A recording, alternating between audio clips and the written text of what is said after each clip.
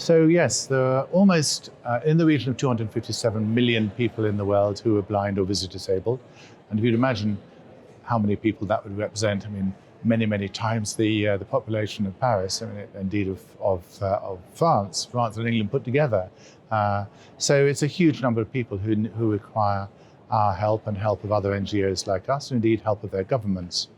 The most common cause of blindness and visual disability in the world are cataract and refractive error, just simply needing glasses, and that's all. And such a simple thing that is so often a need that is not met.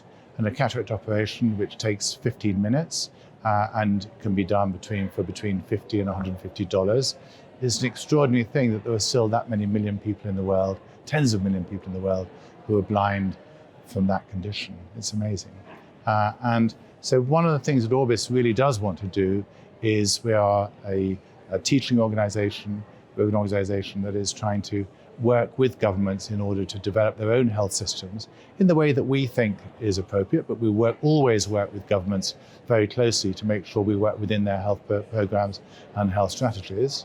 And that has been a successful method of working throughout the world with us. So this may start off in a very small way in a country, but you need to develop relationships at a very substantial level, both within government and also within professional organizations.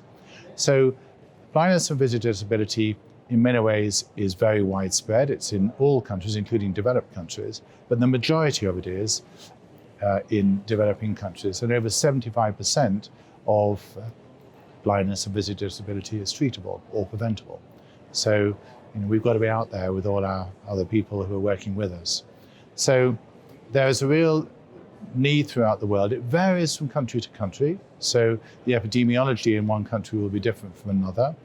Clearly, as you'd imagine, I mean, there can be inherited diseases, there can be cataracts under certain circumstances, there can be neglected tropical diseases like trachoma, for example. We're doing a lot of work with trachoma in Ethiopia. And all these conditions that we are looking at are treatable, and often very simply. So trachoma, for example, you can treat with a single medicine and some eye care and operations in those cases where it's a little bit too advanced. But nevertheless, you can treat all those people, many millions of them. And we are working with the International Trachoma Initiative in a group to eliminate trachoma in the world. And I think we've got a really real chance of doing that within the next 10 years. I think we will do that. That'll be a major success, be like smallpox.